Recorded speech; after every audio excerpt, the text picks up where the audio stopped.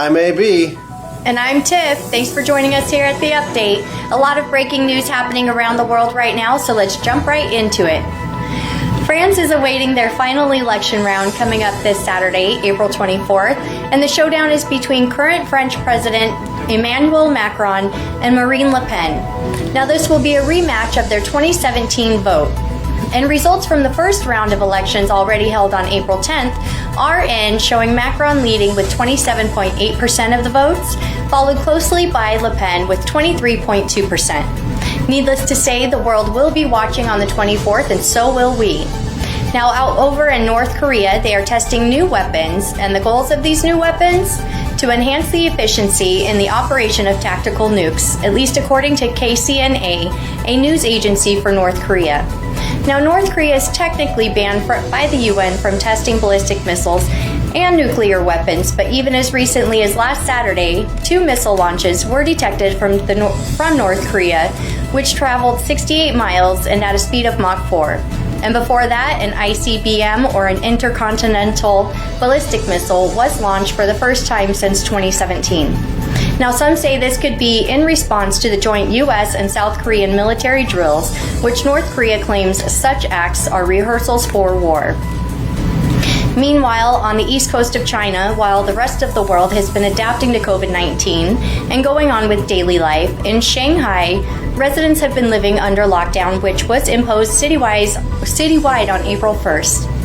A COVID outbreak spread through Shanghai, prompting their government to call for a lockdown, which is going on its 4th week. Now, videos have emerged online showing people's frustrations after being forced to stay inside week after week. And though roughly 600 businesses will begin to reopen, it won't be the same, as reports are coming in that workers may need to live at the place of their employment. And today, authorities conducted citywide testing, reminding residents things would be back to normal again after the virus subsided, though even when the lockdown is reported to be lifted, it will be done so in batches.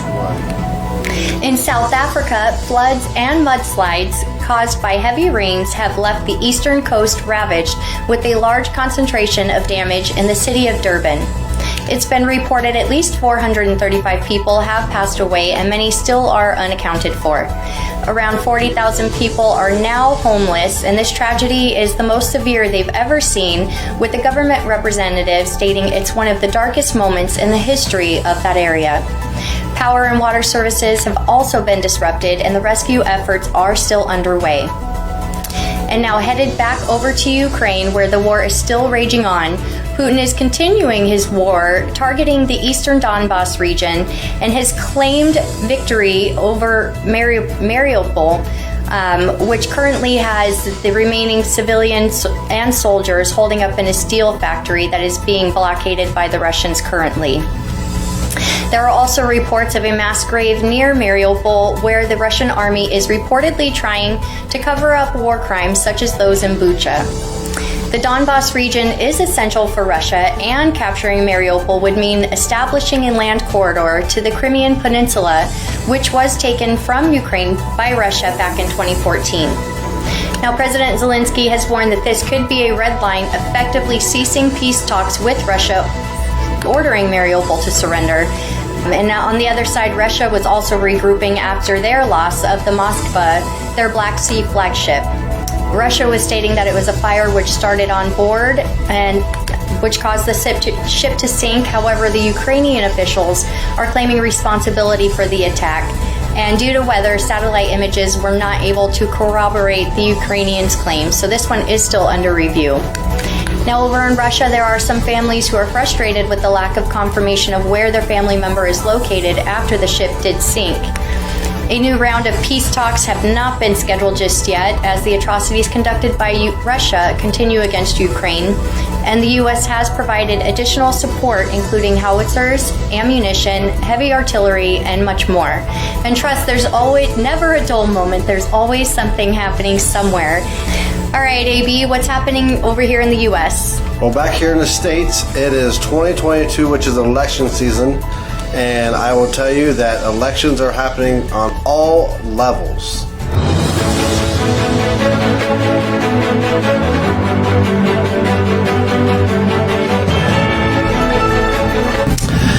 It's election time in Arizona.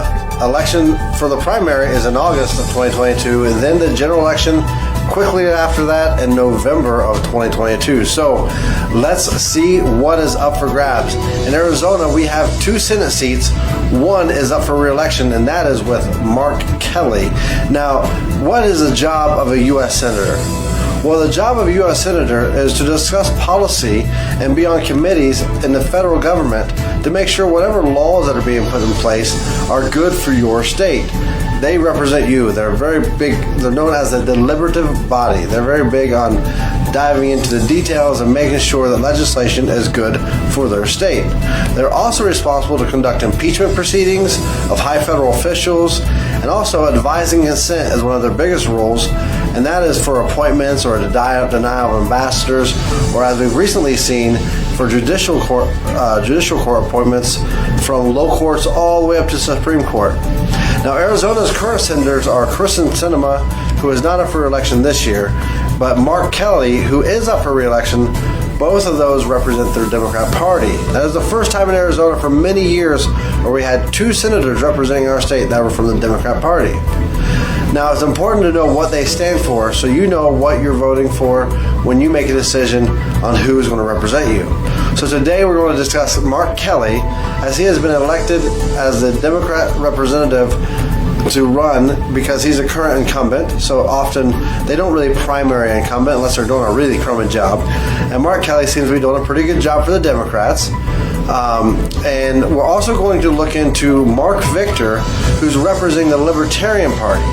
Now on Monday, we're going to jump into the big field of candidates who's running for the Republican Party, and just let you guys know about them, the website, and what they stand for. But let's just get started today on the incumbent and current Senator, Mark Kelly. Kelly is a retired astronaut and is currently serving as U.S. Senator for Arizona since 2020. With his current term ending January 3rd on 2023, according to his website, his slogan is simple: the mission comes first.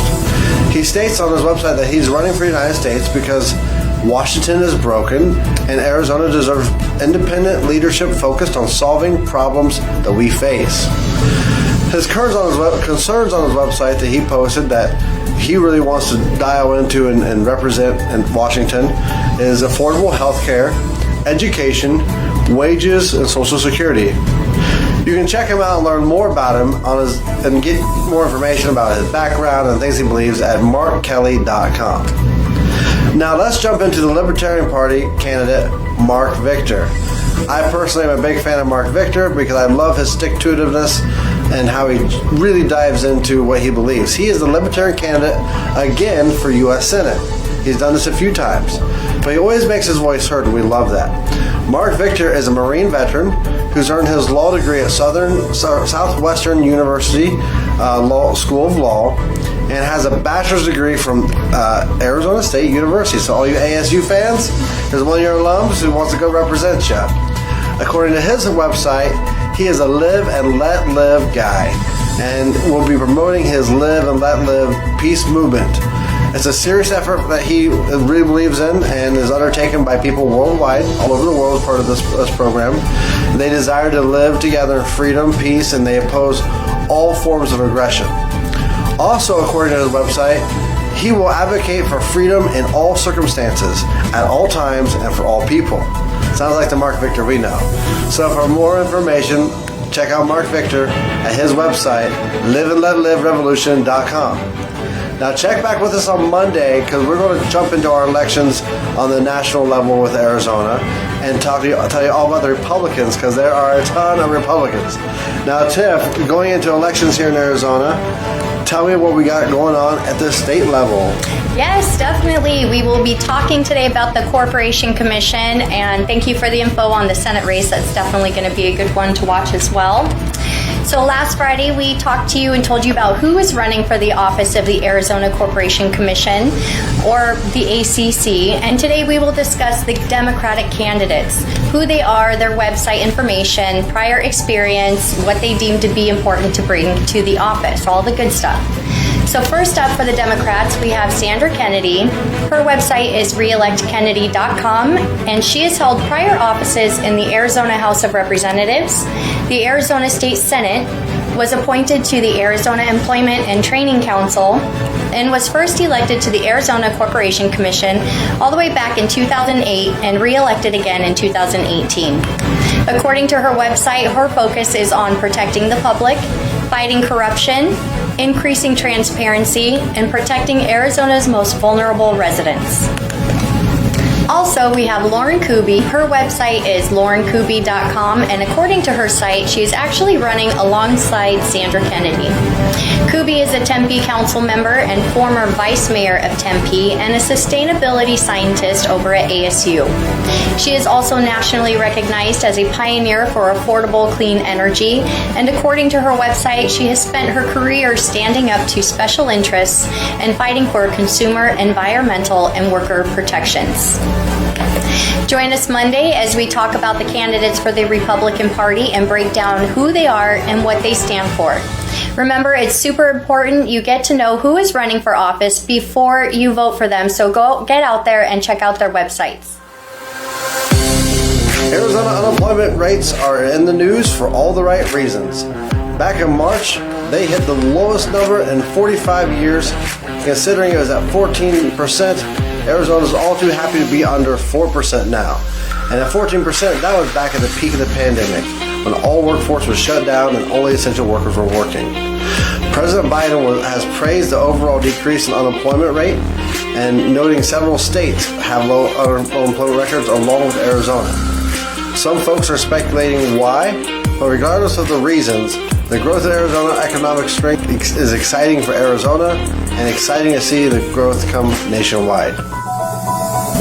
And now on to news in northern Arizona that is not so pleasant.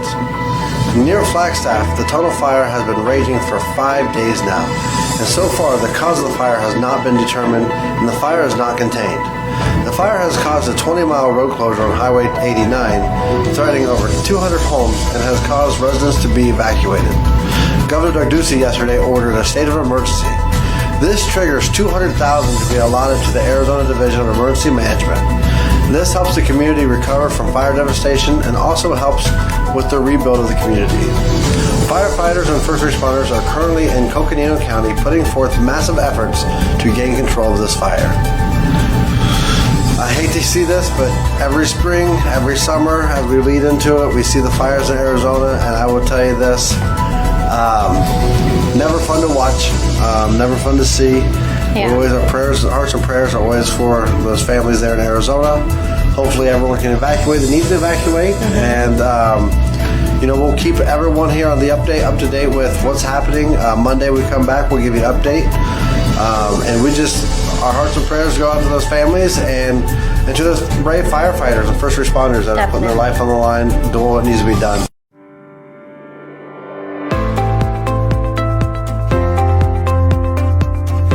Interested in becoming a student journalist? Join us at HYFN TV. Let your voice be heard. Ask us how you can become a student journalist and share your peer story.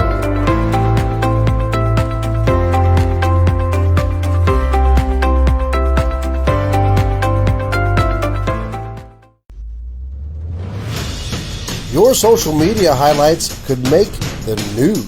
When you post your highlights to your favorite high school player or your team out there doing their thing, hashtag HYFNTV, and your highlight may be used on the next newscast. You can get the photo cred right here on the morning news so everyone can follow you too. Every time you post a highlight on social Choose HYFN TV and their crew to advertise for you. Expand your demographics. Get consistent advertisement and affordable advertising packages. For affordable advertising with impact, contact us at hyfntv.com.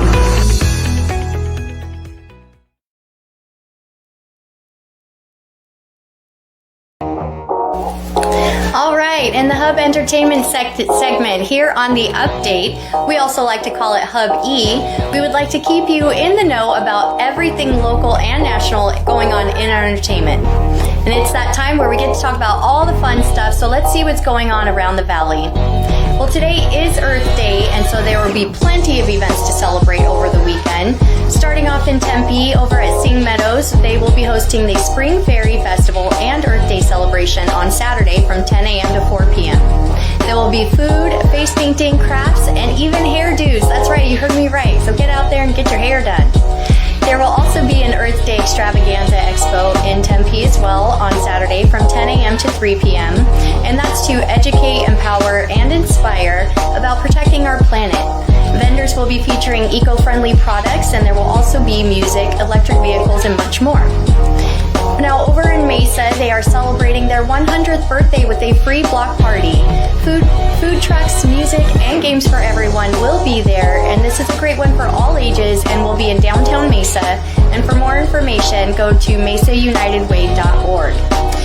And last, in Central Phoenix, we have Arizona Girl Choir hosting their 10th year anniversary backyard barbecue event. For more information, head over to the ArizonaGirlChoir.com website. They will be having music, events, games, a silent auction, and plenty more, so head on over there to purchase your ticket. If you're looking for some fun stuff to do for sports, look no further. We've got you covered right here on the update. As school is almost out, let's see what's going on around the valley for youth sports. First up, Elite Youth Events will be hosting the Hardwood Classic Showcase event in Phoenix on April 23rd and 24th from 8 a.m. to 9 p.m. The cost for teams is $350, so for more info, head on over to eliteyouthevents.com. And if lacrosse is your thing, Vortex Elite will be hosting a free lacrosse intro clinic in Queen Creek at Castile High School. This event is for girls from kindergarten through 8th grade from 9 a.m. to 10 a.m. To register, visit vortexelitelax.com. Next up, over in Peoria, instructor Andrew Chartrand will be putting on a hitting clinic for baseball. Now, this is going to be for all skill levels and all ages, and the cost is $25. And for more information, head on over to dbatpeoria.com. That's a wrap for us here over at Hub E. Well, AB, I don't know where all the time has gone, but that is all the time we have for today. Thanks for joining us here on the update. I am Tiff. And I'm AB. Until next time, take care of yourself. God bless.